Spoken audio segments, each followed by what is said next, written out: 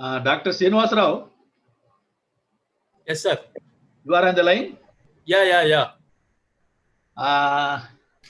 You please leisurely take the session. Yeah. Today we Don't have be- plenty of time. Don't be in hurry. Yeah. Not like the previous session. Yeah. Previous Huh? session, in fact, there was no time at all for us. Now leisurely you please explain, Yes, exactly. because the scholars will take meticulous care in listening. Yes, exactly.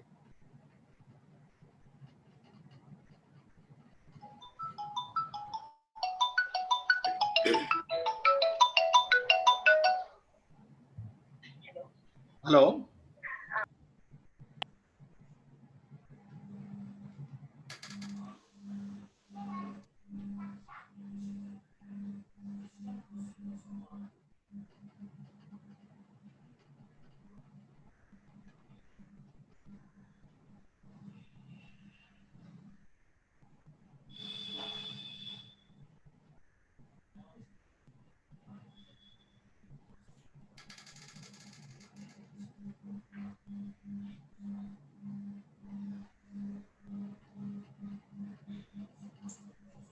I hope you will share the screen after 5 minutes. Oh, okay, no problem. First, I will have some interaction. First you show the face. Yeah. And then After 5-10 minutes, then I will share the PPTs. 5 minutes is enough. I'll go a bit more than that. If it is not 5 minutes, Ah. out of tempo, it will go 10 minutes, 15 minutes. Yeah. That will go. That will be there. That's why it should be restricted. So that will be there. 10 to 15 minutes. 10 minutes maximum. I will restrict to the interaction without PPTs. Then I will move on to slides. No. People may think that there is no PPTs. If you are No, going I on, will announce it. if you are going on talk or speak, people may think that there are no PPTs, so it is a boring like that. They may think. So therefore, speak for 5 minutes. Yeah. Then immediately jump to the PPTs. Up to 10 minutes I will speak, sir, without PPT. Then I'll move on to the PPTs. Hello, Malyadri sir. I'm Sirisha here. Shall I ask Savita madam to start the session? Yeah. Yeah, Savita madam. Oh, okay, madam. Can start. We can Okay, start. sir. Okay, sir. A very warm good morning to one and all. On behalf of TSWRDC Warangal West, I, N. Savita Devi, lecturer in commerce, feel it as my privilege to invite today's resource person, Dr. Kankipati Srinivas Rao, Associate Professor of Commerce, Vivek Vardhini College of PG Studies, Hyderabad. Special invitee, Dr. P. Malyadri, ICSSR Senior Fellow, Center for Economic and Social Studies, Hyderabad. Principal G. Shankarnath Sir, Vice Principal Dr. D. Vijayalakshmi, colleagues and my dear participants to this day 2 session of FDP, mentoring and counseling students leading to skill enhancement. So before we are going to start the session, I would like to announce a few points to participants and request you to follow these points for the smooth conduct of this session. That is, all the participants are required to mute your devices, audio and video, and use chat box to post any queries if any are there. And these queries will be answered at the end of each session, and feedback form will be provided at the end of the session. And we expect your full cooperation to make this FDP a grand success. Kindly cooperate and benefit from the session. Now it's the time to introduce today's resource person, Dr. Kankipati Srinivas Rao. Sir presently working as Associate Professor in the Department of Commerce at Vivek Vardhini College of PG Studies, affiliated to Osmania University, Hyderabad. Sir has got 25 years of teaching and research experience. Sir published 70 research papers in various national, international, peer-reviewed, high-impact, Scopus and UGC CARE A-list journals and presented 45 research papers in various national international conferences. He delivered many keynote addresses and performed as chairman technical sessions, resource person, and as a chief guest delivered inaugural address for several conferences. Sir authored 4 textbooks and he is a research guide for PhD scholars in several universities, including Usmania University, Hyderabad. Under his guidance, 2 PhDs are awarded. Sir is an adjudicator and external examiner for several universities. Sir has submitted 2 research projects, minor and major, to the University Grants Commission, New Delhi. Sir received 4 Best Teacher Awards, including Telangana State Government Best Teacher Awardee 2016.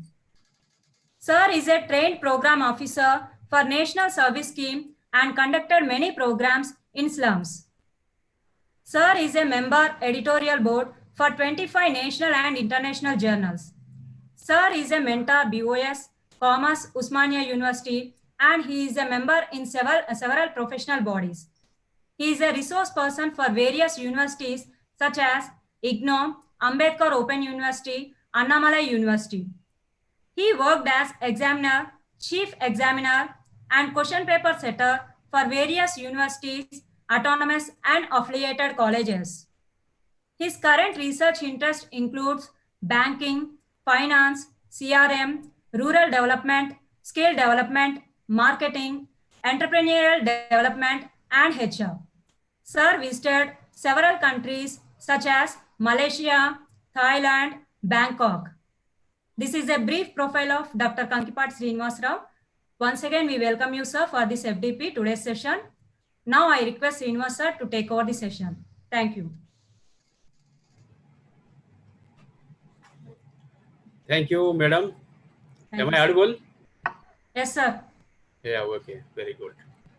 Thank you, Dr. Savita madam and Dr. Sirisha madam and respected principal of the college. It is a privilege for me to share my knowledge on this today's topic. For giving me this opportunity from your college, I deeply thankful for your organization and your principal sir and organizers of the seminar, and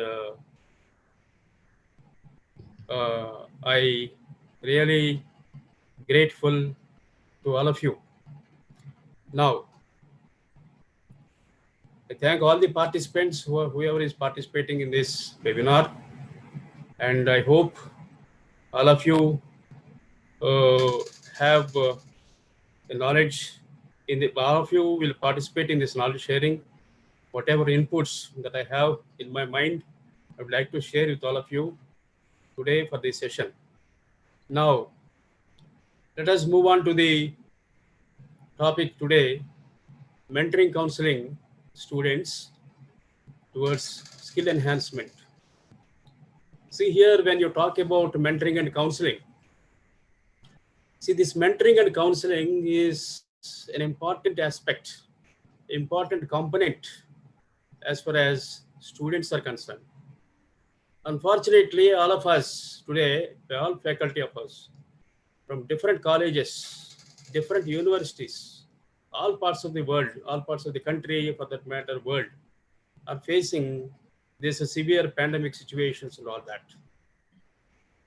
But these pandemic situations not affected only the daily life of a human being, but it is severely affected on the part of students also. Because why I'm telling you this severe effect on students' aspects or students' point of view, in the sense, the mentoring and counseling, we usually have the experience in the college. When we are taking the classes in the classroom, in the traditional classrooms, usually we have the personal touch, physical appearance, physical, the interactions will have. But what happened nowadays because of this pandemic situations and all that, we're all forced to online classes and all that. Because of this online classes and all that, what's happening? We are missing the students face-to-face interactions are missing. Their behavioral attitude, the observation of behavioral attitude of the students are also missing. And the personal inspection, supervision on the students also widely missing.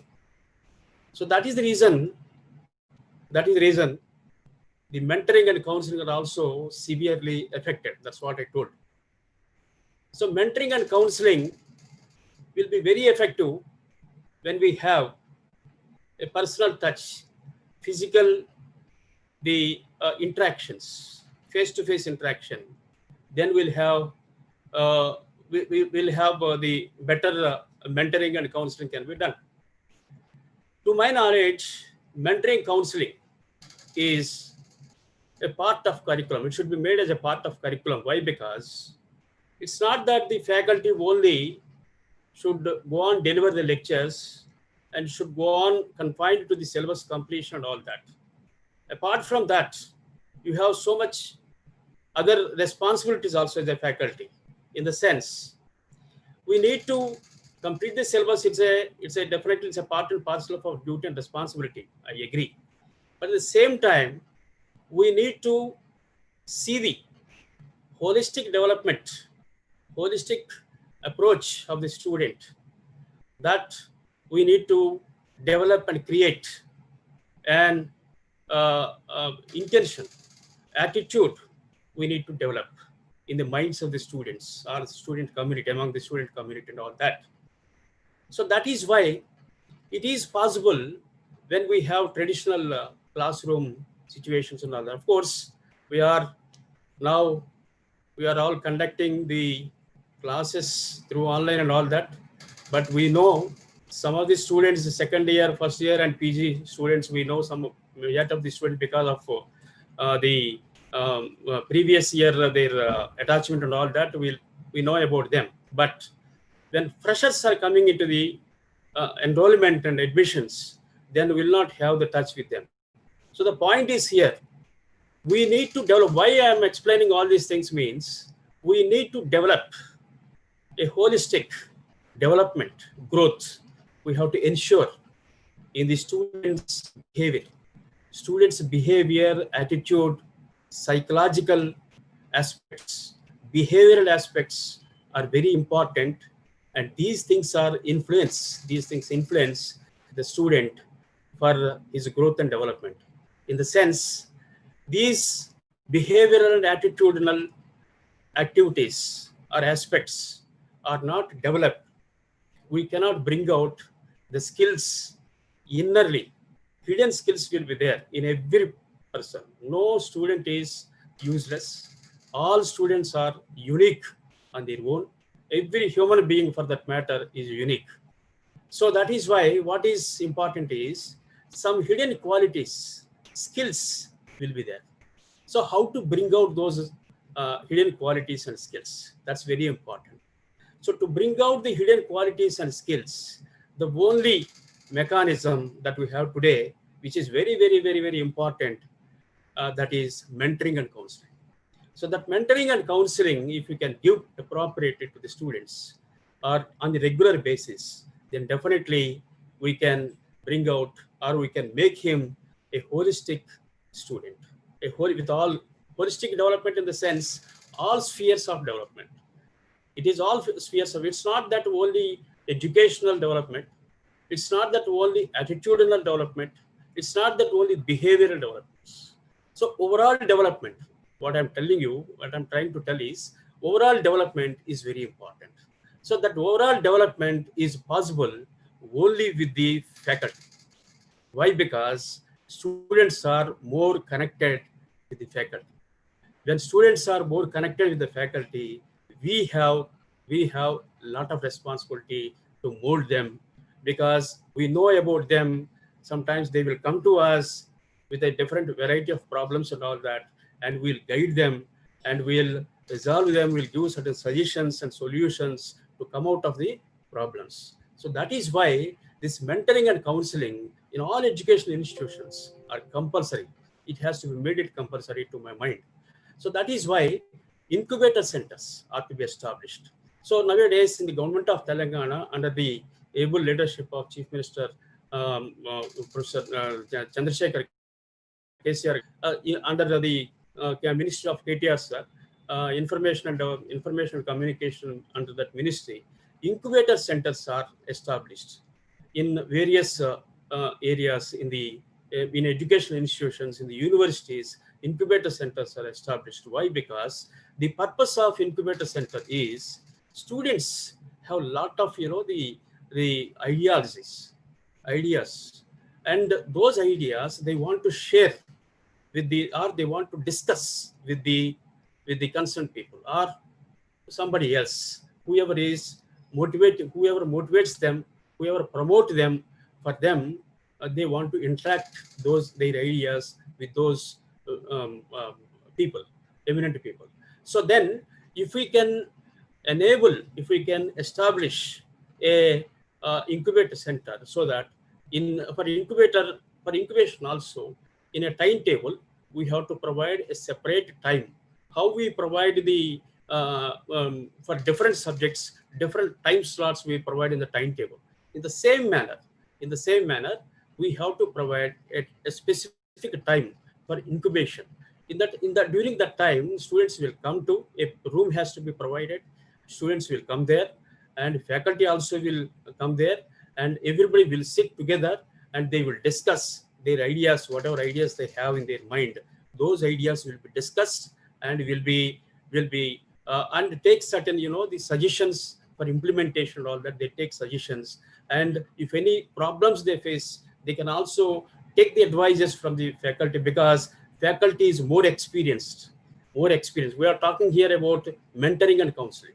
In mentoring, you have two people: mentor, mentee. Mentor is faculty and mentee is student.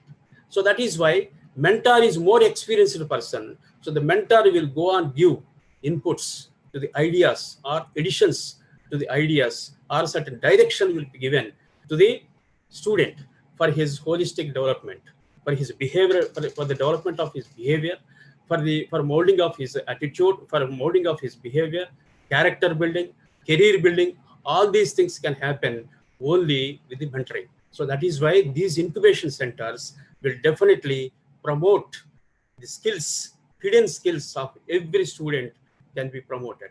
So that is why this topic we have chosen, and they have asked me to give a lecture on this mentoring and counseling. I said, okay.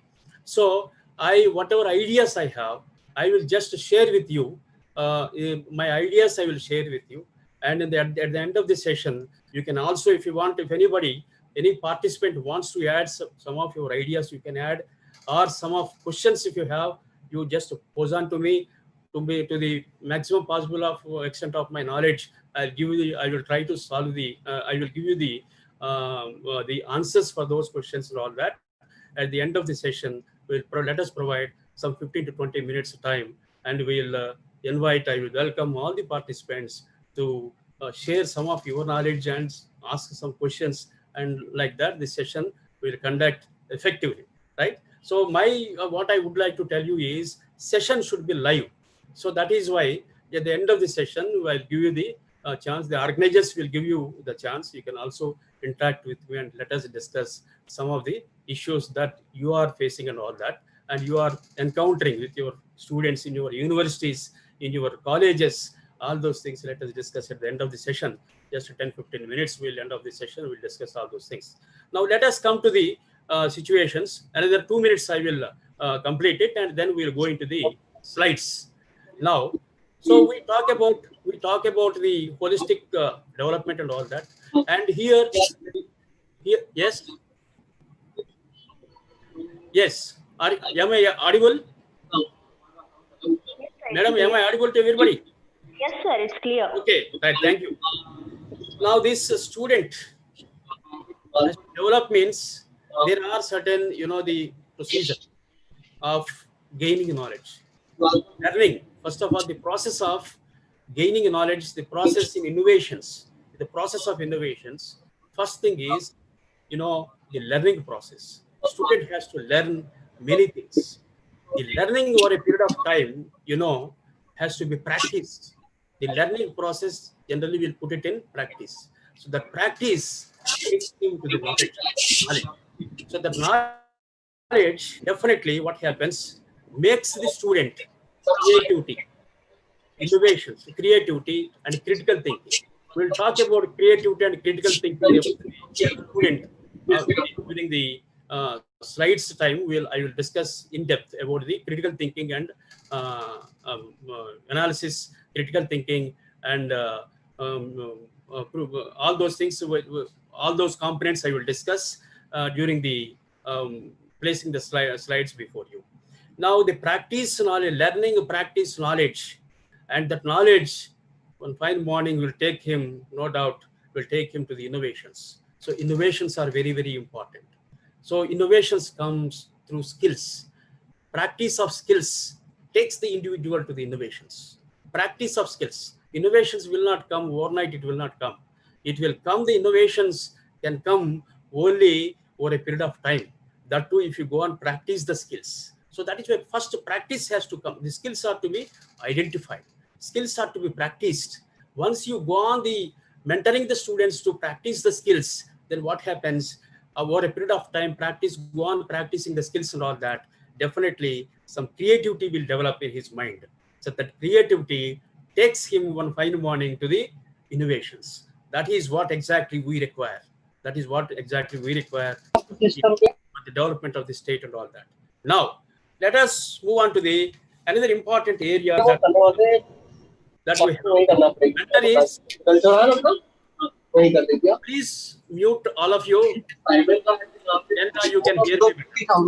Now, mentor, talk about, I told you just now, mentor and mentee. Mentor is an individual expertise who can develop the career of a mentee. Career development can be done through mentor. Mentor only can develop the career, attitudinal career. Here, two functions are there, primary functions. One is career created, and then second one is psychosocial function. These two things are very important. Career creation is completely confined to the his career development, his education, his career, job, employment, and all that. That side it will. Next side, psychosocial function. Under this psychosocial function, that is secondary function, comes under primary functions. The secondary primary function is that psychosocial, the function that has to be established in the mind of the mentee. Mentee means student. Mentor is the person who is called faculty here. We are talking about faculty and students because this interaction, this session is associated with faculty and students. So that is why we can talk about out of the box also. Mentoring is not only for not confined to faculty and the student. We can talk the outside of the educational institutions. We can talk among the human beings also. We can talk about. But here we should confine only to the faculty and the student because we are all belong to educational institutions. We are all responsible persons for an educational institutions. So that is why let us discuss about this topic between the mentor and mentee. Mentor is faculty and mentee is the student. The relationship we'll talk about in a coming period of time. Now, psychosocioeconomic function. These are to be established. These are to be established perfectly. So that what happens, that leads to the mentor, both that is called explicit and implicit. Explicit means directly having the contact, and implicit means innerly, say for example, indirectly that will come opposite to that. So these two functions are very important for the holistic development of the student. Now, work-life balance also very important. When you are in the work, you have to perform well. When you are in the personal life, you have to perform well. Both has to be balanced. Very important things, such situations. So similarly, student also has to develop educationally. Employability should be there. to him for his survival, better survival, not only to him, to his family and all that. And the second side is his personal development, in the sense character building, not only character building, behavioral attitudes, behavioral characteristics, attitudinal aspects, components. These are all to be developed in the mind of the student, so that a full-fledged citizen he will be made as a full-fledged citizen. So if you want to expect a student to be a full-fledged citizen, it is all about in your hands. In your hands, in the sense, we, the faculty, are the people to develop, to mold the student, to see that the student should be in a holistic development. That can be possible, and it is there in our hands. Now, that is why it is all nurturing. In the process of nurturing means the mentor, as I told you just now, he will go on, give the information, good behavior aspects, conduct, characteral aspects. He will go on support, he will go on advise as a coach, as a counselor, as a common man, as a friend. Also, he will go on give this information to the mentee. Excuse me, Dr. Srinivas Rao. Yeah. Your PPTs are not there. Yeah. I will just start the PPTs. Just this is only a preliminary introduction. Then I will go into the PPTs. People are waiting for PPT. They are sending messages. Let me continue, please. So this is about the systems that we have to follow. Now there are PPTs. Don't worry about the PPTs. PPTs will be there. I will show you. Without giving the introduction of a particular aspect, we cannot directly, if we throw the PPTs on your face, it doesn't look nice. So that is why some introduction part I have to give. That's not my intention. Kindly bear with me. So this information should, once you understand about the meaning and all that, then PPTs I will place before you, and we will go on discuss about the PPTs. Nothing to worry about it. Now, please bear with me for another 1 minute. So now the nurturing is very important. So the student has to nurture with his the behavioral aspects with the mentor, so that it will happen effectively. The student will be made effective. So that is about the introduction, what I would like to place before you about the mentoring and counseling. Counseling, how these mentoring and counseling will take the student to the overall development and all that. Okay, the counseling I told you, but simple one sentence I'll tell you about the counseling. Counseling is for a particular problem. It is confined to a particular problem. Once that problem is solved, then the counseling will be finished. So counseling, that's why what I'm telling you, counseling is a part of mentoring. Mentoring is a broader area. Counseling is a part of it. Now let us move on to the slides, so that you can see all the slides effectively and you can understand in a better way through my explanation. I hope, I'm confident, I'll give you the excellent inputs to you, and all of you can understand well. Now, please bear with me. I'm going to share the screen now.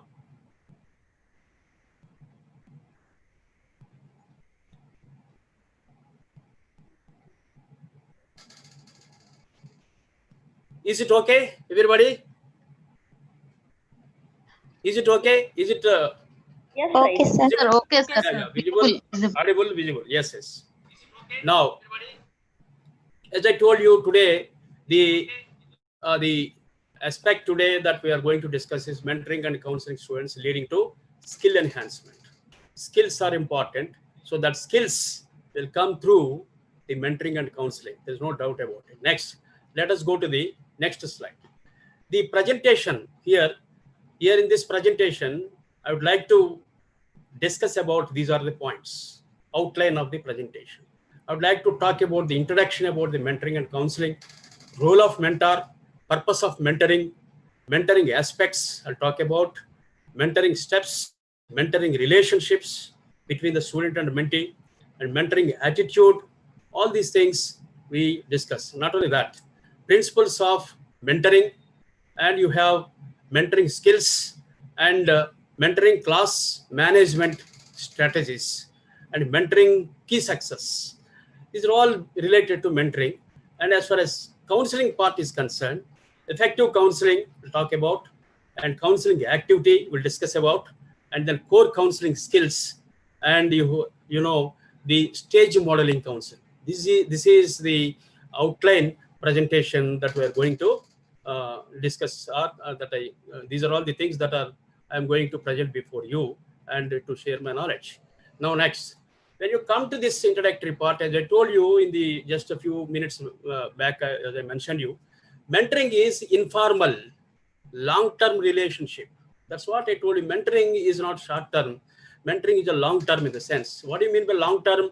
Long-term means you should, as a student, as a faculty, you need to observe the student for a longer period. You cannot estimate or assess the student for a small, in a short period of time. You cannot assess him. You can assess to some extent, but if you want to know about his behavioral, attitudinal characteristics, his complete characteristics and behavioral aspects, if you want to know about or assess him, it will take some time. The faculty should have a touch with him, a continuous touch with him, personally also, not only as a faculty, as a student, a personal touch should be there. That is why it is a long-term relationship between mentor and mentee. These are the two important things. So long-term relationship, which tells us about the mentoring. Now counseling, as a counseling part, when you come under that, is only opposite to that. A short period. What I told you a few minutes back, I mentioned, it is only a problem, confined to a problem or confined to a situation. Once you find the solution for a particular problem or for a particular situation, if you find a solution, that will be closed. So the mentoring will be closed. Mentoring will not be, counseling will be closed.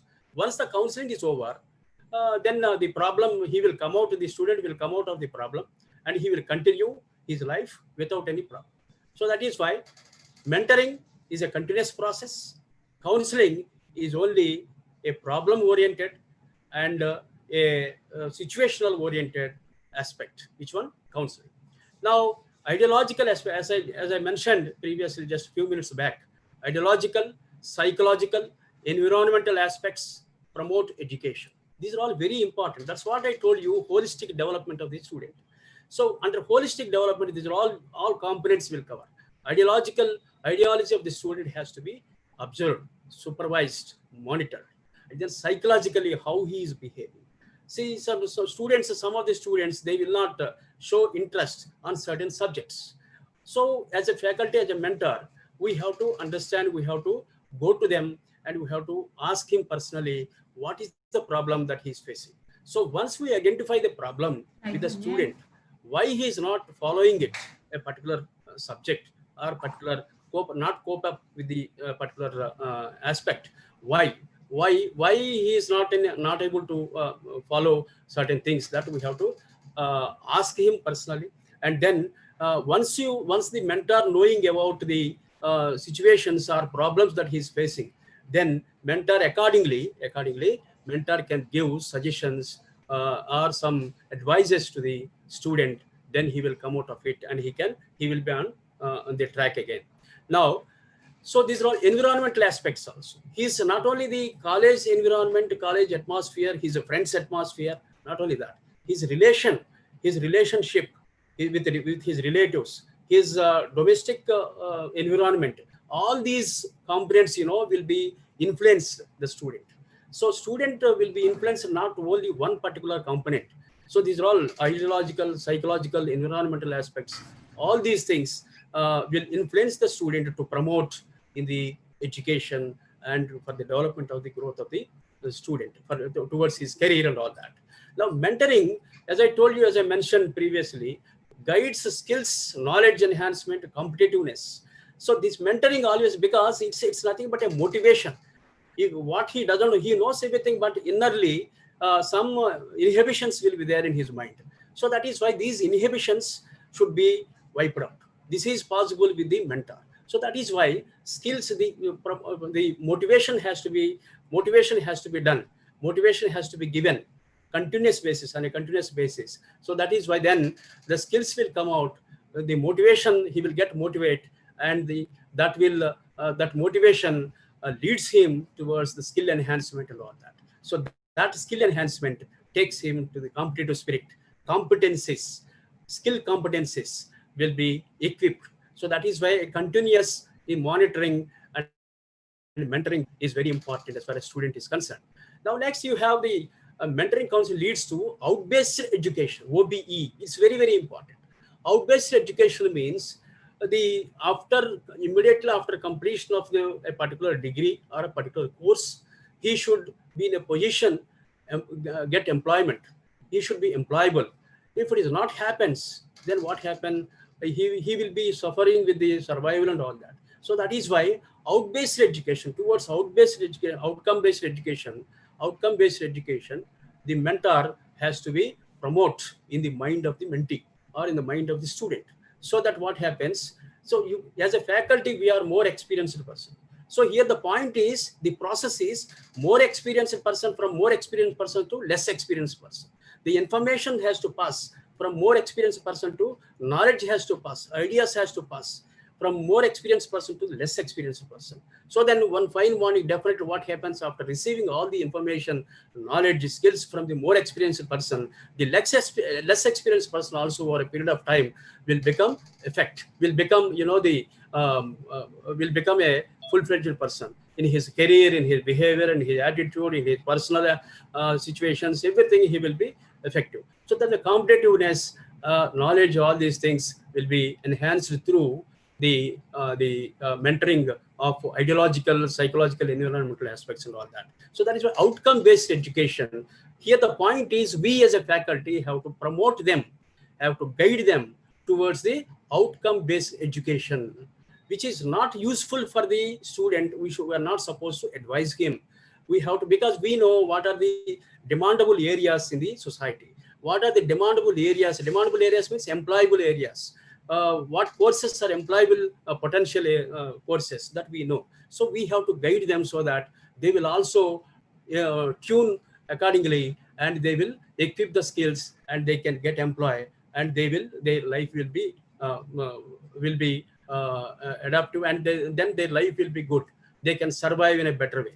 So that is one important aspect. Outcome-based education should be focused towards the student by the faculty or by the mentor.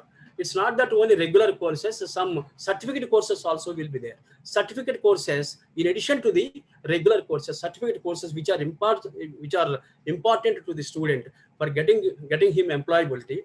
So those courses we have to tell them, we have to inform them, and we have to guide them, we have to track them so that they will take the training of those courses and get the certificates, and that will be advantage for him for getting employment and all that. That is why OBE is very important. Towards that, the faculty or the mentor has to guide the student towards the OBE, outcome-based education. That's most important. Next, you have learning techniques, skills, blended learning. Today we are talking about, we are experiencing about the blended learning and all that, because the situations are forced us to go into the blended learning methods. So that means the traditional and virtual, both put together, blended learning. So these learning skills, the student, we have to, first of all, as a faculty, we have to equip, and then we have to give those things to the student, so that the student will come out with the experiences and all that. He will continue with that. So that is one important area. Next, you have mentoring aspects when you come to the classroom management, research activity, counseling aspects. So classroom management is very, very important. So as a mentor, as a faculty, as a mentor, classroom management is our responsibility. We, all of us as faculty, we have to see that the classroom management, in the sense, you have to make the students smaller groups. For example, in a classroom, 40 students are there. Make the 40 students into smaller groups. It's not that only all like-minded people, not like-minded people in one particular group. Some different of the group has to become like that. So that what happens with the different ideas, one person may be very unique in social movement and all that. Another person is very good in educational aspects and all that. So like that, variety of the students with the different ideology students, if we can form a group in the class, for a group of, say, for example, 5 students, 6 students, like that, if we can form, like that, groups have to be formed.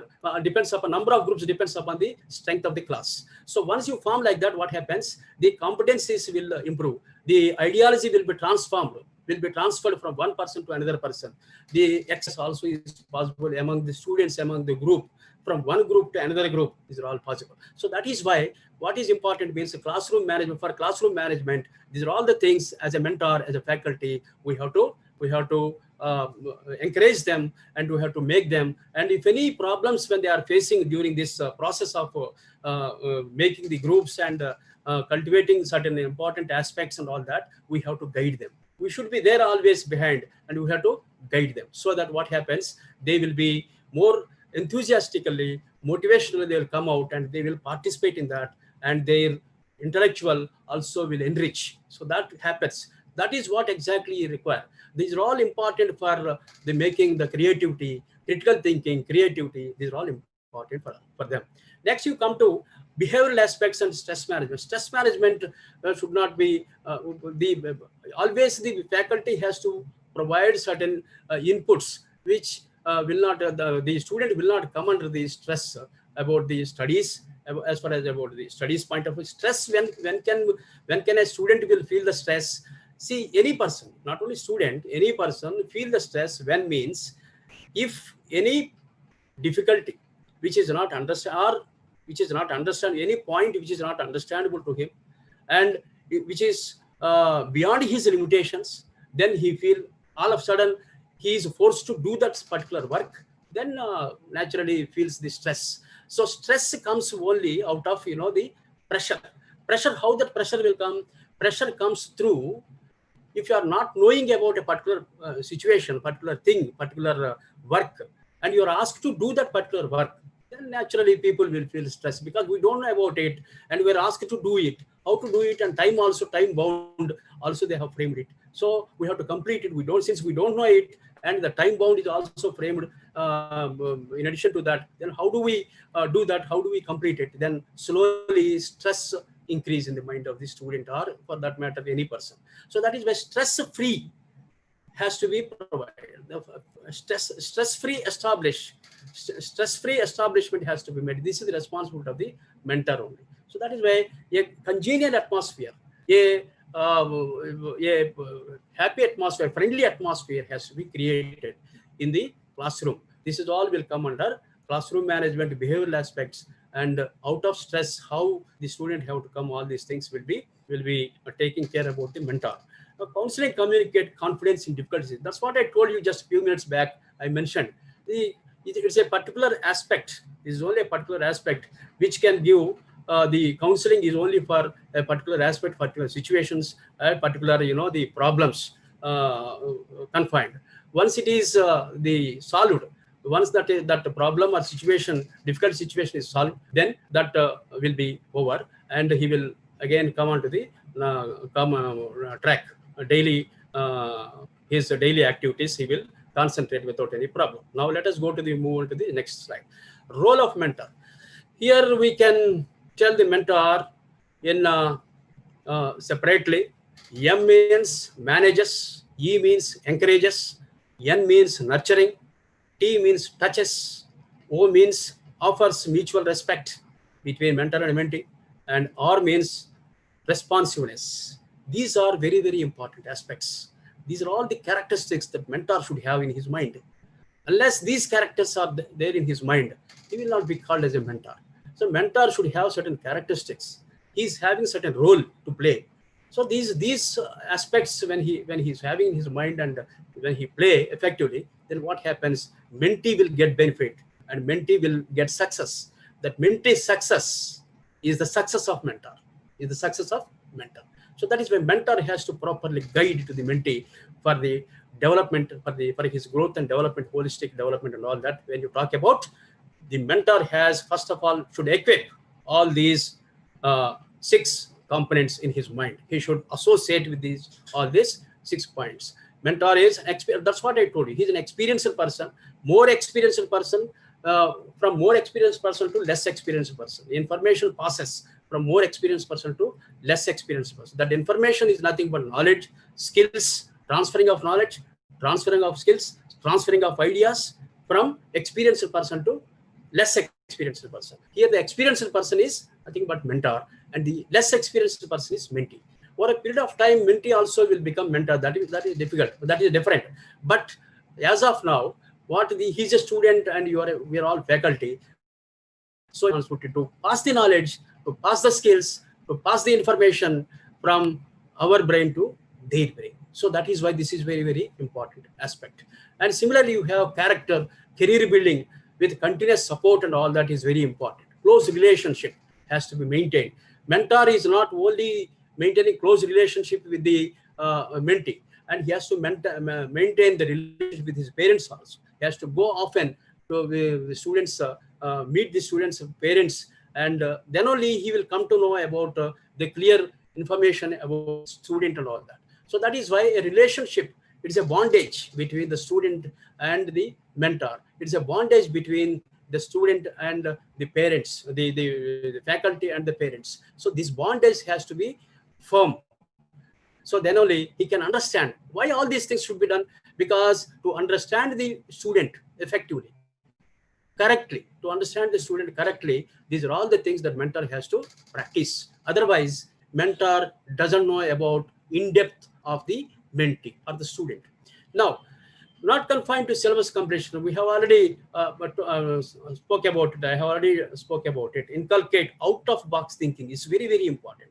Out-of-box thinking means you are not supposed to confine only to the completion of the syllabus and all that. Out-of-box thinking means beyond the education, beyond the curriculum and all that, you have to motivate the student how he has to come up in the life. What are the chances, what are the opportunities that he's having in today's society and all that. Mentor has to know it. First of all, he should equip that knowledge, and then he has to pass that knowledge to the mentor. This is an important, the process of mentoring from mentor to mentee, from faculty to student. Not only that, fulfill skill deficit requires. It's not I told you, I mentioned you, no skill deficit in anybody. Everybody is unique.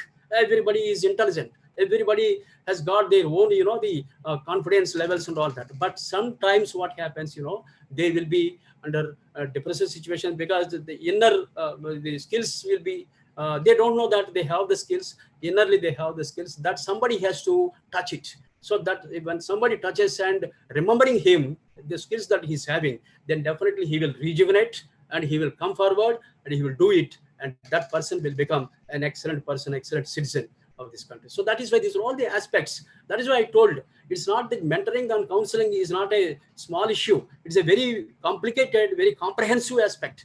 So this has to be very, very important to inculcate in the minds of the students. Unless you inculcate, you cannot expect a good citizen of this country. So that is why my opinion is, my idea is, it has to be this mentoring and counseling also should be made a part in the curriculum, so that, and incubation centers and all these things should be established, as I mentioned previously, then that will help the student to come up in the life and not only enable to goal achieving and all that. Now, next, we move on to the next one, purpose of mentoring. Why this mentoring is important? What is the objective of this mentoring? So the objectives of mentoring, when you talk about, it is a relationship building. Why should we maintain a relationship, a bondage? Why should we maintain between the mentor and mentee? Means, unless you maintain a bondage, a relationship between the mentor and mentee, you don't know about, the faculty doesn't know about the student, the inner aspects, his inner skills and all that. The faculty doesn't know, then he cannot guide him, he cannot motivate him, he cannot encourage him. So that is why a relationship, a trust relationship has to be maintained. A good relationship has to be maintained. Mentors share own relevant experiences. It's not that some imagination should not be shared with the mentor, with the mentee. The mentor should always share his own experiences. His own experiences, if he shares that, what happens, he can listen it. He can trust the mentee, he will trust about the mentor. Otherwise, if you go on tell for molding the mentee, it will not work out. So to work out, to make the mentee an effective person, a skilled person, means the mentor has to give his own experiences, case studies. That is why I tell you, the faculty should advise the students to go through the biographies of biographies of great people. Say, for example, Abdul Kalam, and so many people are there. Warren Buffett, as far as business is concerned, and Bill Gates are there. These are all the people biographies have to be have to advise the students to go through, so that what happens, not only just going through, ask them to inculcate in their mind, ask them to practice them. Even we also have to practice, so that what happens, our brain, our ideology will be rich, and we can make further rich. We can make it enrich their ideology and all that, and then that will helpful for their holistic development and all that. Next, coming to the other one, listening to the student and his concerns. It's very, very important. If you don't listen, if some student came to us for saying something, when he comes to us, when he approached to us for his difficulty to explain to us, we have to listen to them. We have to ask them. We have to listen to them carefully. We have to observe them when they are explaining the problem to us. We have to observe them carefully.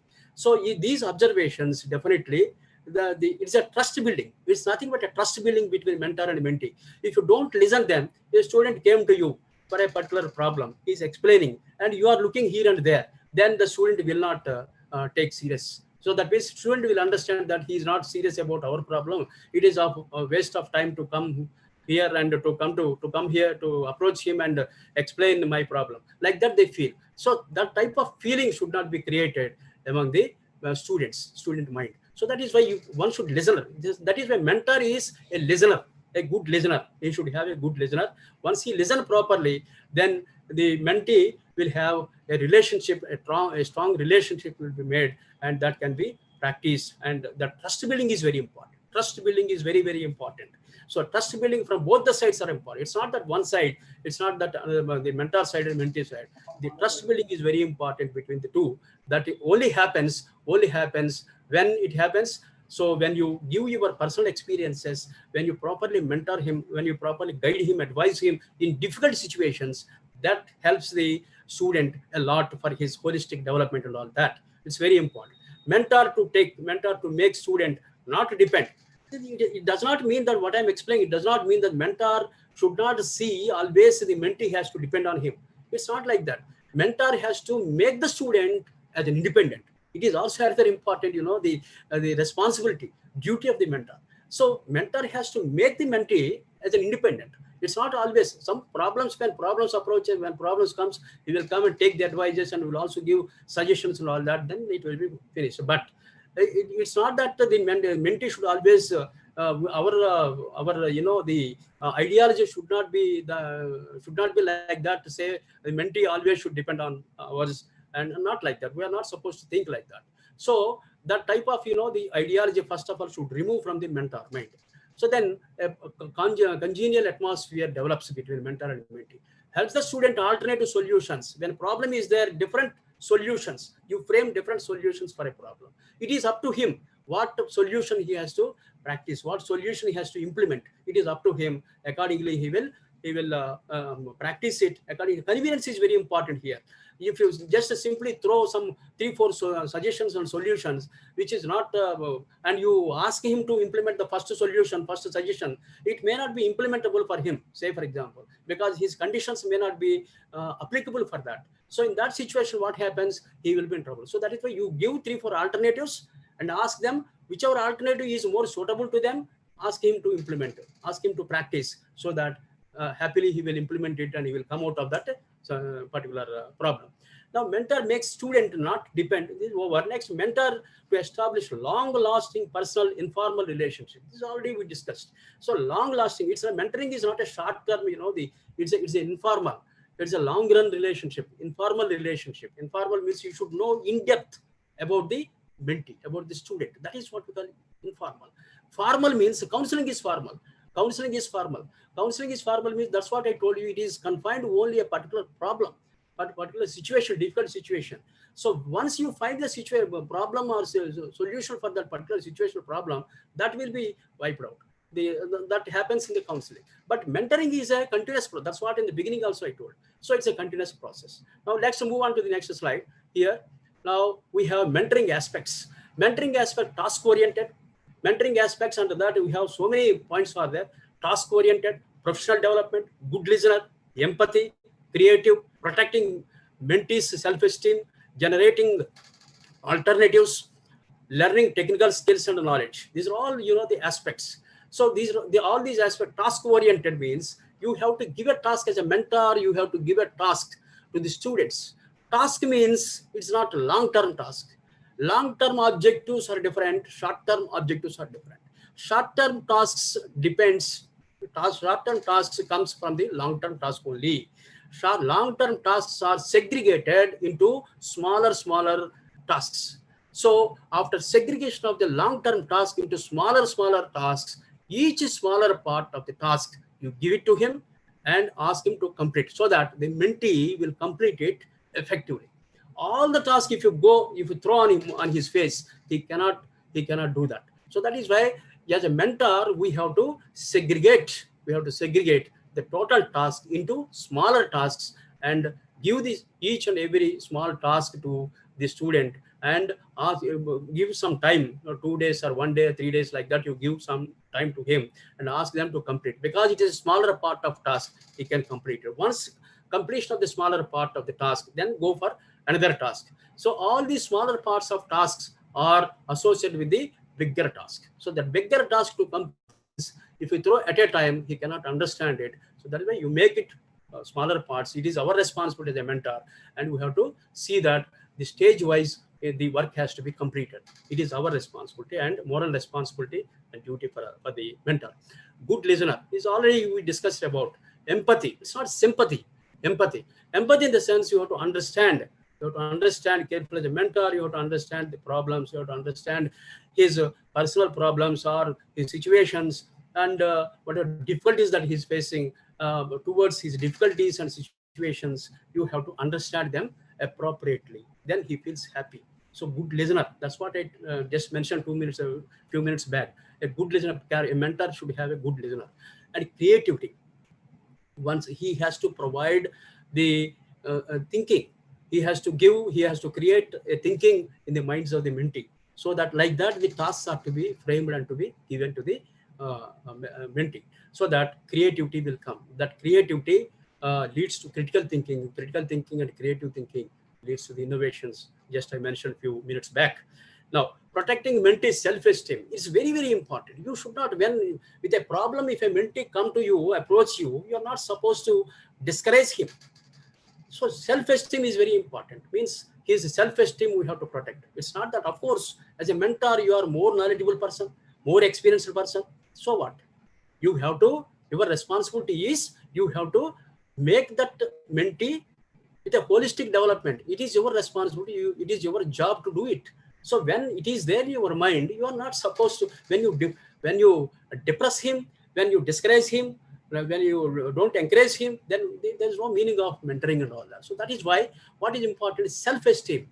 Whatever self-esteem he is having, everybody will be having self-esteem. So that has to be protected by the mentor. So at the same time, simultaneously, self-esteem has to be protected, and he has to guide according to his career and career point of view and character point of view. He has to guide, psychological point of view has to guide, then he will become equipped. Next, generating alternatives, different alternatives. I have mentioned already. Learning technical skills and knowledge. Technical skills and knowledge these days are very, very important. These technical skills and knowledge. Unless you have the technical skills and knowledge today, you cannot survive in this present the competitive world. So that is why the mentor has to time guide him what type of technical skills is required the student for the present situations, for the demands of the market. According to the demand of the market, what technical skills is required, what knowledge is required to get employability and all that. He has to see that, and he has to provide accordingly. Now let us move on to the next one, mentoring steps. When you come to the mentoring steps, there are, the first of all, you have to conduct a meeting, group meetings you have to conduct. You have to make, I told you, you have to make a point, you have to make groups among the students. So once you make the groups among the students, and group wise you conduct meetings, and group wise whatever tasks you are going to you interest them, and always you have to monitor to what extent they are performing their goals among the group, and who is weakened in the group, and how to involve him in the group for making effective decisions, effective performance and all that. All these things is the responsibility of the mentor. That has to be monitored, supervised time to time. Next, ice breaking activity. in the sense it is very interesting, the area that is, say for example, in a group, you found a group in your classroom. Say for example, 5 members made a group. In the 5 members, 3 members are active. They can socially movable, and there's access with everybody, and they can always share their knowledge, their ideas and all that. And they are extempore, they will go on speak something about whatever they know, whether it may be worthy or not worthy, but they are talkative. They talk and they interpret their ideas and all that. But some students, 1 or 2 introverts will be there. So these introverts will not mingle with the other students. So that is why the introverts, it is the responsibility of the mentor to see that the introverts also should take part. Getting my point? Take part in the group decisions. Then what happens? For a period of time, these introverts also will become effective.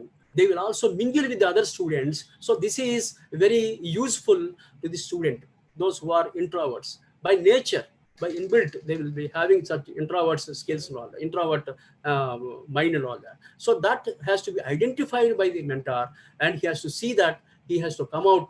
We have to bring them out from the introvert skills, introvert thinking and all that. So we have to make them, just as simple as a mentor, what we have to do is, in that case, we have to make them, we have to involve them in the group decisions, in the group talking and all that, so that for a period of time, we cannot expect in the overnight, but over a period of time, definitely they will also become very effective. They have excellent, beautiful ideas. Even introverts also don't think that introverts, you cannot talk anything like that. They also have beautiful ideas, beautiful skills, beautiful innovations in their mind. Ideas will be very good. Ideas will be there in their mind. So there, for a period of time, it happens when we can make them as discussive in the groups, make them in the group as a member for participating, for involving the group discussions and all that. They will become like that. And commitment is very important. First of all, when you talk about commitment from mentor side is very important. So the commitment, if you have the mentor as a mentor, if you have that commitment, automatically the mentee will trust him, and he is having a lot of commitment towards our development. Why can't we follow him? It's not fair on our part, like that they think, the mentee will think. So that is why commitment is very important from the mentoring mentor side. Setting goals are to be set. It's very, very important. What type of goals, what goals are to be set? I told you, you have to form groups you form the groups in different groups in the classroom. Each group give the separate goal. When you give a separate goal for separate each group, then what happens? They inculcate that objective in their mind, and they will try to practice it, and they will come out with good deliberations and with good ideas. They will come out. So that is what we call innovations. So that we require to bring out. As a mentor, we have the responsibility to create them, to make them create, or to create such type of knowledge in their minds. That happens through setting of goals. Communication is very, very important. Everywhere, communication is very important. Unless you communicate properly, misunderstandings, situations, misunderstandings, and the information, if you don't communicate it properly, what happens? Because of the misunderstandings, the goals or tasks cannot be fulfilled, cannot be completed effectively. So there is a communication. For that communication, language is a tool for communication. Whatever language the groups or the students are accessible or more comfort, that language we have to use. The mentor has to use and explain them in a clear manner, with all clarity, briefly. You have to explain them, so that communication always should reach the mentee, should touch the heart of the mentee. It's very important. So such a communication has to be used. Then the mentee will be converted. Mentee will think about it. When the communication is ambiguity or not clarity, then he will not take seriously. So the communication is very important, and you have to ask them to practice good communication skills every day, so that when they participate in the groups interactions and all that, communication will develop. So that type of the activity we have to inculcate in the minds of the students, and we have to develop them. So that is one important area. Next, we move on to the mentoring relationship. We already discussed some of the points, so we'll go a little bit speed. Make a difference. You as a mentor should make a difference from one particular time to another particular time. When you move on from one particular time to another particular time, during this process, you have to make a difference in the ideology of the mentee, in the character of the mentee, and the attitude of the mentee has to be changed. So in such a manner, mentor has to make a difference in the ideology of the mentee. And the time constraints also will be there. Time has to be given. Once you entrust a particular task or goal, it should be time framed. Without giving the time, there's no responsibility. They will do it. They will go on do it, but it will not complete. So what is the use of it? So time has to be fixed. A fixed time frame has to be given, so that they will be tuned accordingly, and they will they feel the pressure and all that, and they will complete it. Next, effort is very important. From our side as a mentor, what is our effort? We have to check them time to time, supervise them. If any problem during the process of implementation of any task, we have to check them whether they are going properly or not, or any problems they are facing. And that is our effort. That effort we have to offer from our side, so that mentee will establish on us means, and the mentee will establish a confidence.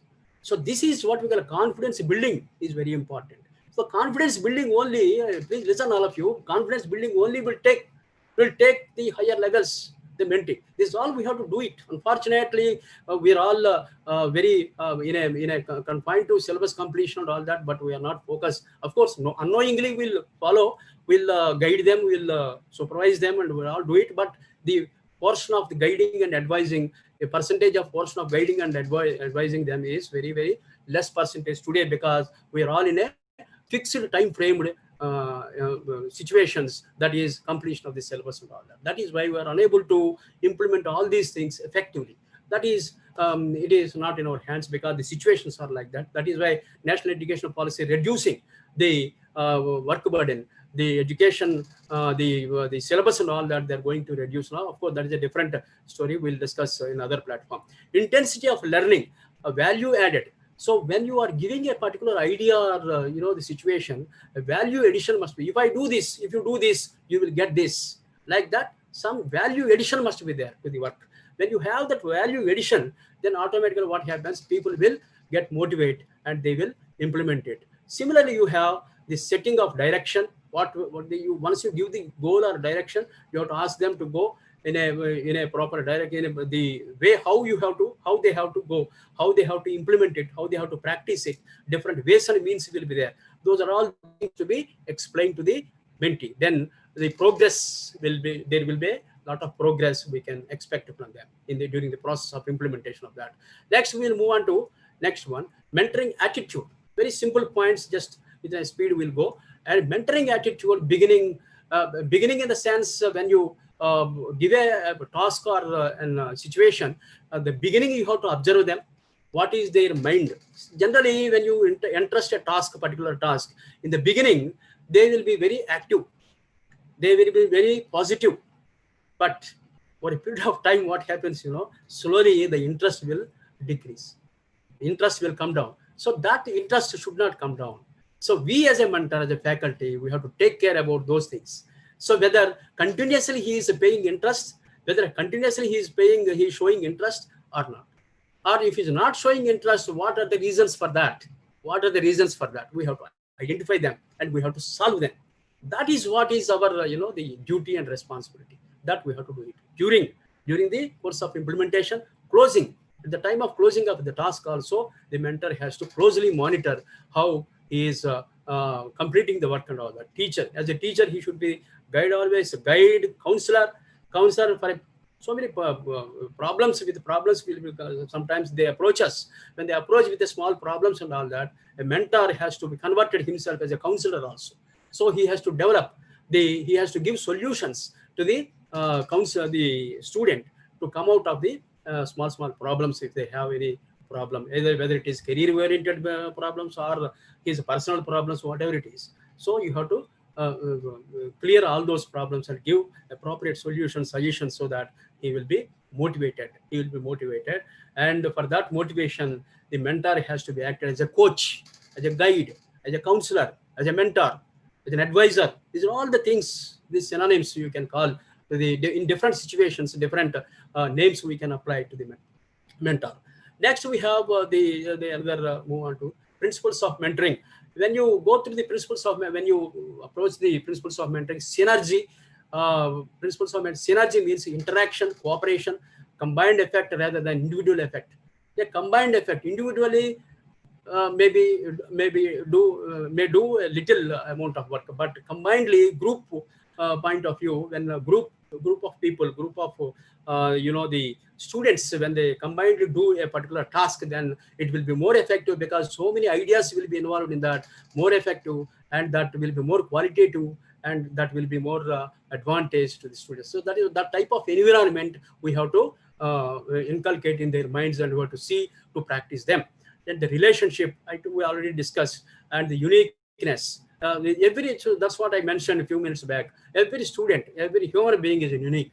He is for a special purpose. He born and brought up for a special purpose in this universe. So we have to do, and we have to come out. We have to perform those activities, whatever is entrusted by the God, and that we have to perform, and we have to do it properly. And so that is why uniqueness in the student's mind, every student mind is unique, and we have to inculcate the correct ideas, ideology, behavioral aspects, and all that. Once to inculcate in his mind, he will become with a skilled person and all that. Here, I just one clarification, Madam Savita, Madam, how much time can I take? Another, Madam, another 15. You can continue, sir. Okay, thank you. Another 15-20 minutes, I would like to complete it. Huh? Yes, Okay, sir. sir. Yes. Thank you. Now, mentoring skills, listening activity. Under that, listening activity is very important. Listening activity means, I told you, the mentor has to listen carefully. First of all, when mentee approach you, you have to understand him. You have to listen him carefully. So mentee also will observe the mentor, whether he is listening properly or not. If he is suspected that the mentor is not listening properly, then he will not come to you. So that is why whenever he approaches us, when the mentee approaches us, then we have to be very careful, listen to him, and we have to find solutions, offer solutions, 4 or 5 solutions, 3 4 solutions, numerous solutions you offer. It is up to him what solution is applicable for him, implementable for him. Let him do it. So that is why listening activity is very important for mentoring towards the mentor is concerned. And building trust. Trust building, already we talked so much of it about this. Trust building is very important between mentor and mentee. Building the trust is very important. Building the trust, when it builds, so you have to listen. The mentor has to listen. The problems are to be solved, and time to time he has to guide. He has to help him. All these things over a period of time, a big bondage will develop between the mentor and the mentee. So that happens. Ability to encourage. You should have the mentor. We're all experienced people.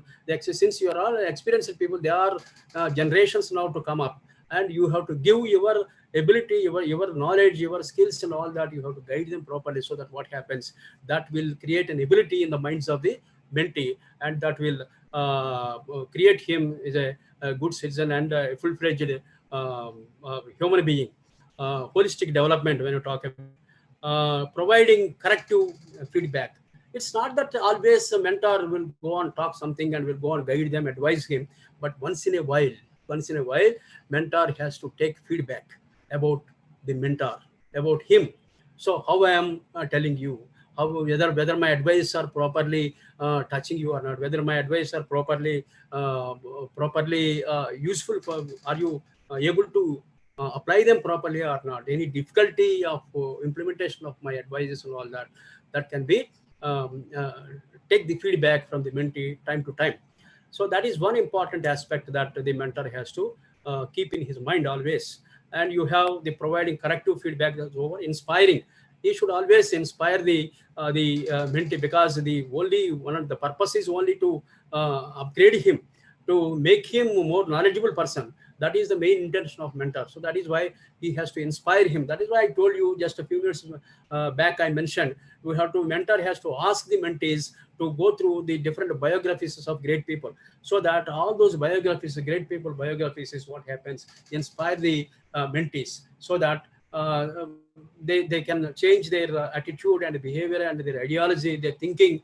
All those things will be changed, and accordingly they will also practice in their daily life to come up in the life. No, developing capabilities and managing risks. When risks comes, problems go on come. When risks comes, it's a part of life. Risk is a part of life. Whenever risks are facing, comes to him, then he has to face it. How to face the risk? How to come out of that risk? How you have to manage the risk? These are all the things, skills, the mentor's responsibility to guide him properly on a situation basis and a problem on a time basis. You have to they have to guide them. And similarly, you have the managing risks. So that is a good motivator. I told you already, good motivator means he has to motivate a small task. When a mentee is completed a small task, we have to, the mentor has to appreciate him, pat him. What is wrong in that? What is lost to him? A mentor, it is his duty, responsibility. Yes, you did well. You did well, and you go do it like that. You have to praise him, so that what happens, he will be motivated and he will move forward to his career effectively, so that helps him to become more skilled person. And introspection, the mentor on his own has to introspect whether I am guiding properly or not, whether I am giving proper inputs to him or not. These are all the things, whether the student is taking proper inputs from him, whether it is useful for him or not. All these things, the mentor also have to introspect himself, so that this introspection takes him or change him towards the right directions and all that. Now, next we'll move on to the another one, that is mentoring classroom management strategies. We discussed some of these points in the previous days, that just will go through this. Providing suitable help in publishing various papers. Papers means you have an idea. Mentee is having an idea in his mind. You ask them as a mentor, you ask them to write it on a paper, and that paper has to be processed. As a mentor, you process it, you make changes in that, and see that it should be published. So that once it is published, once, twice, thrice, 3, 4 papers are published, these ideas are published in various journals and publications. When it comes, then the mentee thinking, his creativity also will develop. That is very important. Research activity, research bent up will come in his mind because of that publications and all that. The ideas have to be generated. Various ideas in various domains of the society, various ideas where his own ideas will be generated, and that will be he can put on the paper, and he can, as a mentor, you rectify it, you process it, you change if any corrections are that, we can do it, and we can ask them for publication, so that once it is published, he will be more effective, more innovative in the days to come. That happens. Now, next you have the student-led discussions are to be conducted in the classroom. I told you few minutes back. Inquiry-based learning, classroom jobs are very important. Small tasks, I told you now, small tasks. The small tasks are to be given, and how those tasks are perfectly implementing that, monitor and supervision is important. Behind the mentee, the mentor has to supervise all those things. Modeling ideal behavior, students' active participation is very important. You have to see that his participation, actively he has to participate in the activity which is given to him, which is given to the group. So he is a member of the group, so that is why he should also participate actively in the group for performing that particular activity. So that is why it is his responsibility to move towards the performing of the activity. Next, encourage initiatives and give tangible incentives. So if any the mentee done something very innovatively, effectively, then we have to give, as a mentor, we have to give some, the incentives, so some tangible incentives, some prizes, rewards can be given. It's not loss at all, and it's a big motivation for the student. So that is why the tangible incentives, if it is given, go on giving for a successful implementation of tasks, successful completion of the task. If you give the incentives, then what happens? The interest will be created, and ideology will be created, creativity will be generated in their minds. So that is another important area that we can talk about. Next, mentoring key success. Mentee success, I told you, I mentioned already, mentee success is mentor success, because mentoring, properly, the mentee will success. Mentee success means it is indirectly it is the success of mentor. Responsibility, ownership. Mentor should not feel that he is the owner of that particular student. I am the person, because of me he got he developed like that type of the same mentality, that type of ideology should remove from the mind, from the mentor. So it is his responsibility. We are performing our responsibility like that. We have to think, the mentor has to think, and it's not that ownership and all that. Such type of the thinking should not be there in his mind. So that is the responsibility. Goal setting, objectives we already discussed, and development of a broad perspective.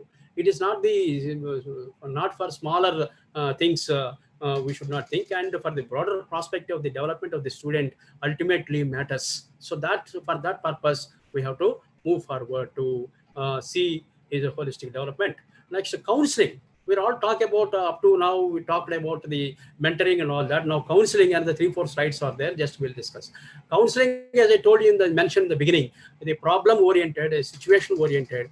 Once the situation and the problem, when you give a solution, offer a solution, that problem or situation will be completed, will be solved. Once it is solved, the counseling will be completed. So that is why I told you in the beginning, I mentioned the counseling is only a part of mentoring. It's not, that is why it is a short period. Mentoring, counseling is a short period, for mentoring is a long-term period.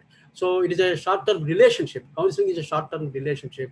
It's a few days for solving the problem. If you have a particular problem where a student comes to us, then we have to ask him the way how he is explaining the problem and all that, his mentality, his attitude, all that we have to observe them accordingly. His background and his environment also we have to discuss with him, and accordingly appropriate solution, if we give, that problem will be solved.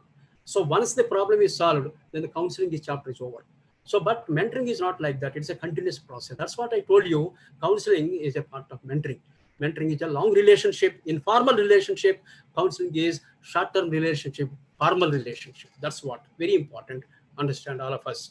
Next, professional advice to overcome personal problems, remedial, curative, in-depth, introverted, emotional aspects. These are all the things that people generally, students generally will be associated with that. We have to recognize them, and we have to motivate. We have to bring out from such situations, and accordingly we have to give the advices time to time, and remedial measures also we have to give for the problems that they are facing. So these are all the things that need to take care about by the mentor. Next, counseling techniques. When you come to the spheres of influence, counseling techniques means when a counselor, when a student comes to the counselor with a problem, the counselor has to observe the spheres of influence. Spheres in the sense his background, his environment, his psychology, his friends, his relations, all those as components to be observed carefully, because we have to give a solution. He came to us with a problem. When he came to us with a problem, we have to give an appropriate solution. So how do we give solution? Just like that, we cannot offer a solution.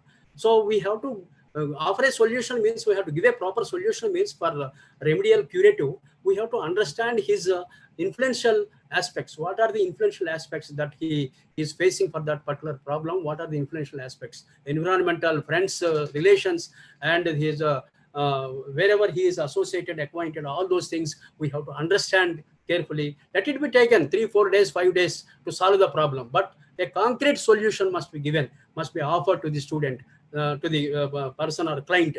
Then only he will come out of that problem. Next, you have the counseling techniques, spheres of clarifications. Clear clarifications should be given. The problem offer, the solution, whatever you offer, that a clear-cut solution. Clarification must be there. Full clarity must be there.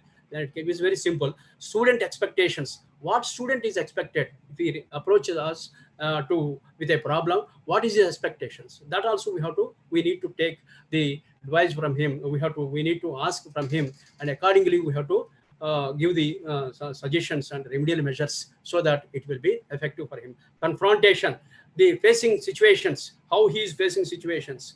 What is it? So by facing situations, we can understand, through interaction we can understand him, whether the way how he is dealing with the things, so that we can understand. And next, similarly, congruence, agreement, harmony, all the whether these inputs are there in his mind or not, how he is tackling all those things, we have to just check it. And accordingly, we have to give the curative or remedial measures to the students. So these are all the core conditions and all that we have to take. Next, we have purpose of counseling. The purpose of counseling, when you come across, the help realize the student's potential and help students understand himself, his weakness and all that, and the strengths and all that we have to identify, track him, the positive and the student's dynamic behavior. We have to track him. It is our responsibility to, because these are all very simple things, and we have to regularly apply before the student in the student behavior and to bring out a holistic direction. Now track him, the better understanding environment around, encourage him to set goals for further improvement and all that. These are all helpful for the student. Next, we'll move on to effective counseling. These are all simple points only. Know your limits. The counselor should know what is his limits. He is not that a person came to him to seek a solution for a problem. The counselor should not think that he is whole and soul because he came to me. I am only the person. I am only the ultimate source for him. Not like that. A counselor should not think like that. He should have his certain limitations. I can do this much for you. I cannot do beyond this. Like that, he should be clear. Clearly, he has to mention to the mentee, so that or the client or the student, so that he will have a clear idea about it, and accordingly he will plan for his solving the problem and all that. Clarity, your role. As a counselor, what is your role? What is the limitations of your role? That has to be clearly should be placed before the client. Otherwise, the student. Otherwise, what happens? He may imagine some other things, and you can do everything for him, and he can nothing to do with him, and he always depend on you. It's not correct. The counselor has to make him as an independent and ask him to do the measures or remedial curative measures, whatever he is offering, has to implement him. And meanwhile, while implementation process, he will come and he will take whenever further suggestions to be modifications can come, and he will give the accordingly the further measures and suggestions he can go and give. That's not a problem at all. Now, help, clarity, concerns, offer support. Support is very, very important. When a person is in a problem, we have to offer a support. The support, mental support, and the psychological support, that is very, very important for coming out of the problem. Problems will be there for everybody, and how effectively you have come out of the problem is very important. That is very important because the students, particularly, it is very important because they have the bright future. They have to come up with good skills and all that. So that is why small, the problems, whenever they have, we have to cure them. We have to clear them, and so that they can move forward for their growth and development. Next, suggest alternatives and all that also we can give it. Counseling activity, just a speed I will, because the time is 1 o'clock we are approaching. Within 5 minutes I will complete it. Identifying the potentiality, create interest, behavioral, and in their own domain, guiding students' interests, help them to solve. These are small points you can easily, we're all regularly practice in the classes, and but unknowingly we practice. Sometimes we will not practice because of the, I told you, mentioned, because of the syllabus completion and stress and all that on the faculty brain. So he will not, sometimes he will confine to the syllabus completion. These things particularly sometimes will not implement by the counselor or by the faculty or by the teacher. So discuss, participate with the case studies. Case studies is very important. Case studies cure. It is a curative measure. Case studies are curative measure to come out of the problem of the student or client. Mingle with the students, observe their attitude, behavior, remove the negativity. Negativity is very important. Negativity is the whole problem for creating the problem. So the negativity, with a negative mind, if a person is approaching, so that negative mind, he should come out, and we as a counselor, as a mentor, we have to properly guide him how to give, how to think positively, and the negative aspects, how to overcome out of the negative aspects and all that. That we have to properly guide him so that he will come out. Expect innovations from the students' learning techniques must be improved. These are all very simple points, and we can easily come out of, we can discuss it. Next, career counseling and guidance. Mentor interventions help the mentee to sort out confusion about what career path. Career paths are very important. We have to give a clear picture. So there are different types of career paths. What career path will give the student in a good prospects, or in future how he can come up in the life. All those things. That career path also should be counseled properly by the counselor mentor. Interaction with the experienced professionals. So when you interact with the experienced professionals, what happens? Their ideology will come. Then we'll also try to implement it. That will help for our growth and development, holistic development. As I told you, that will be helpful. Inputs about skills, behaviors, recruit. What they recruit. So sometimes at the end of the course, some placements will be conducted. When placements are conducted, recruiters will come to recruit the students in their organizations. So when in their organization, when they are coming for recruit, so what are their purpose? What are what they require actually? What skills they require? Whether we are really equipped with the skills or not, whether our students are really equipped with the skills or not. Since the beginning, we have to guide them. So these are all the companies that that going to come to our institution, and they are going to recruit you. So you have to be, these skills are required for you to equip. So like that, we have to guide them from the beginning, so that what happens, they will equip. Once they come to the institution for recruitment, and these our students will be fully equipped, and they will be selected without any problem, without any difficulty. So that is what important, that counseling has to be done. Next, we have last slide, not but the least, the stage model counseling. We have exploration.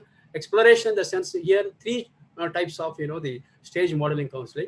Exploration basically, 5 model also there, but 3 model is basically related. Exploration, students' thoughts, feelings, understanding that someone needs are very important. The action plan is very important. Just theoretically, orally, if you tell that whatever you express, that has to be implemented. Discussing, agreeing the way forward, making changes if at all, if it is possible, if it is required, to make changes in that, and we have to implement. This is about the mentoring and counseling. Thank you very much for your patience listening, and I took a lot of your time. The time is given actually for me 1 hour 15 minutes only, but I'm sorry, because once I started, I cannot stop in middle. So that is why I took a lot of time. Sorry for that, and I hope all the participants listen well. And now, if you have any additions or submissions or any questions, you can kindly come forward, and within 5-10 minutes, we'll close the session with the permission of the organizers. Thank you, madam.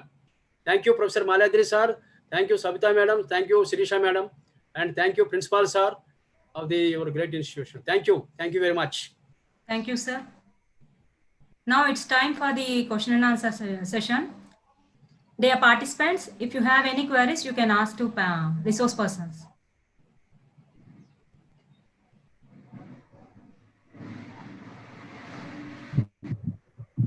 If anybody wants to submit something, if anybody wants to add, you can add, no problem. Sir, good afternoon, sir. This is Dr. Sharma from Visakhapatnam, sir. Oh, very good. Thank you. Very nice session, sir. Very nice session. For every faculty, it is required, sir. Thank you. Thank you very much. Thank you very much. Thank you very much for your thanks a lot. Session, sir. Thank you, sir. Thanks a lot. If you want to add anything, kindly you can add, sir. Anybody can add, no problem. I will also learn from you. Dr. Rao. Sir, please. You have given wonderful inputs to the faculty members. Sir, thank you, sir. For the dissemination of facts and ideas, opinions to the students, undoubtedly. Sir. But it is all offline.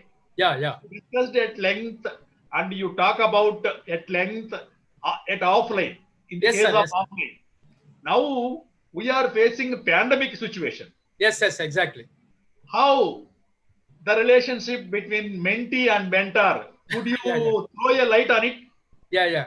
See, as I told you, as I mentioned in the beginning, with your permission, let me tell you, as I mentioned in the beginning, since we are all forced to online today, so that is why it's not that even in online also, we may be missing personal, the physical, face-to-face interaction. but through online also we can interact with the students. So that is why it's not that 35 minutes or 45 minutes, 50 minutes a class. Some 10 minutes or 5 minutes, we have to allot separately a 5 minutes or 10 minutes time for mentoring certain things, for the completion of the course, for a career point of view, for their character building. All these things, of course, they are very far away from us. They are somewhere, and we are in our home, and they are their respective homes. But even then, we can tell certain things through online. Also, we can tell certain things as far as career point of view, as far as psychological, behavioral aspects, attitudinal aspects point of view. Also, we can tell certain things for their holistic development and all that. Of course, as you said, I agree, sir, 100%. We cannot physically, we cannot interact with them because the situations are not congenial and not encouraging, not cooperative. But through online only, as you said, we can give out of 50 minutes a class, some 5 minutes or 10 minutes, let us provide, let us keep, and we'll give such type of, the mentoring and counseling situations, aspects can be given for their holistic development. That much we can do it, sir, according to my knowledge. Thank you, sir. Okay, very nice. Vijayadhar sir, namaste. Thank you for your presence. If anybody wants to add something, it is an opportunity for me also to learn from you people, because we are all after faculty members and highly knowledgeable persons, and it is an opportunity for me. If you add something, I can also learn. It is a platform that I can learn from you, and if you want to add something, you can also add kindly. Good morning. Good afternoon, sir. Good afternoon. I'm Archana Shah from Hare Krishna Women's College. Oh, nice to meet you, madam. Nice to talk to you. Yeah, I have attended the entire session, and it's a very need of the hour. We can feel that students need guidance. Yeah. Definitely, they have lots of information with them, but guiding them in the right direction matters a lot and shapes their lives. Yes, exactly. Yeah. Sometimes there are students, in spite of continuous efforts with them, there is no change. Absolutely. There is no change in them. Absolutely, absolutely correct. Yes. Because they definitely are under various influences around them. Exactly. Especially the friends and the technology. Yes, exactly. So, what you have told and you have identified, observed, because we are all faculty, we naturally observe all those things, and it's really we share a very limited time with them. But we have immense influential capacity over the students, sir. Yes. So, what are the innovative methods where we can still touch them? See, sometimes I feel immediately we may not get the results. Yes, correct. That's what I told you. Sorry. It's a relationship. That's what I told you. It's a relationship. It's a bondage for a longer period. Mentoring is not a shorter period. It's a longer period. It will take over a period of time only we can expect the result. Maybe sometimes they pass out also, and then the realization comes. Yes. So as teachers, I think it's an immense responsibility to shape up the community with these students, sir. Yes, exactly. So, I'm really very thankful for your views which you have presented. I 100% agree with you. Thanks for your observations. Thanks a lot. That's a pleasure, sir. That is, we are actually with the same community. So let it be the urban areas or the rural areas of students. But they need the proper guidance, and for that, teachers should be properly aware of all these things. Yes, exactly. Sometimes teachers also need guidance, sir. They are becoming cranky. Correct. They are becoming patientless. And students point out the faults of teachers also. Yes. So it's an immense responsibility on all of us, sir. Yes, exactly. Thank you very much, madam. Thank you for your submission and addition to my this thing. Your opinion is a value addition for my speech. Good afternoon, sir. Thank you very much. Thanks a lot. Good afternoon, sir. Dr. Srinivas, sir. Sir. Sir, good afternoon, sir. Good afternoon, sir. Thank you very much for your presence. Wonderful presentation, sir. Yes, sir. Thank Particularly between the mentor and mentee relation. Yes, sir. Thank you. You have explained wonderful examples. Thanks a lot. It's all your inspiration. Thank you so much. And privileged to be a part of this program. Exactly. Webinar. Thank you. This is your inspiration is very important for me. I can move forward with this. Thank you very much for your inputs. Thank you very much.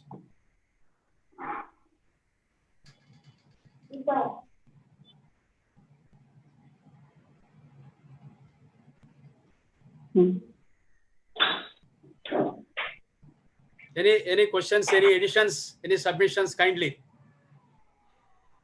please come forward, or if you can add something so that it, as I told you, value addition to my speech. You please add something, or otherwise you can question if you want to questions. If you want to pose any questions, I'll try to give the answers to my knowledge. Thank you. Please come.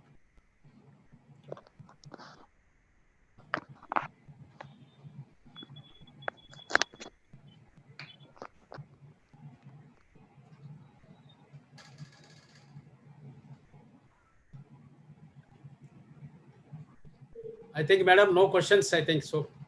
Yes, any sir. Maybe. questions are raised in YouTube. You please. Yeah. Please, sir. Please. How many are there in YouTube? May I know? Afrin, madam.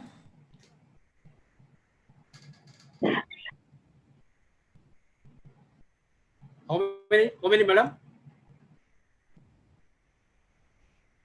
Okay, very good.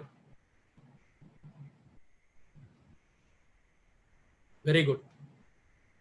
Any questions from YouTube chat box, please let me know. Okay. Thanks a lot.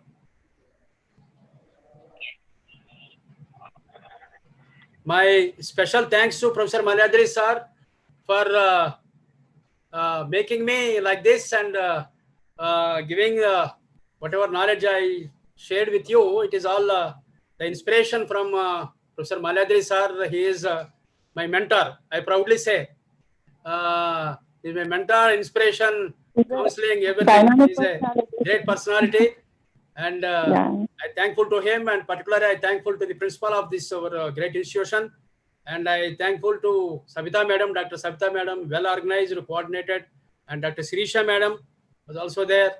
I really appreciate all your efforts for the successful implementation, for successful completion of the session today. Really wonderful.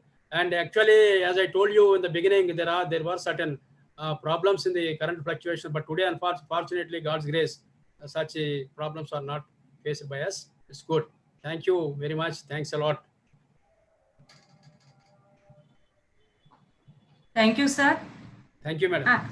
I extend my sincere thanks to you, sir, for sparing your precious time, and you have shared a lot of information to us, sir, and enlightened our mind, sir. That is by providing lots of information regarding the mentor and mentee relationship, how the faculty should be there and how the student should be there, what are the steps that should be followed, and what should not be done, what are the limits the faculty should be there. And you have given an elaborative session, sir. We are very thankful for you, that sir. Thanks. Actually, it is a wonderful session, and that is the reason we are not expecting not that much questions, sir. Thank you, sir. If more questions are there, I will be enlightened. It's okay. That's actually, we have received a lot of information, sir. Yeah, thank you for madam. that one, Thanks sir. A lot. I really yes, sir. I heartily thank you, Malyadri sir, for in spite of his busy schedule, you have spared the time for us in this session, sir. Thank you, sir. Thank you. Thank you very much. Thanks a lot. Thanks all the participants.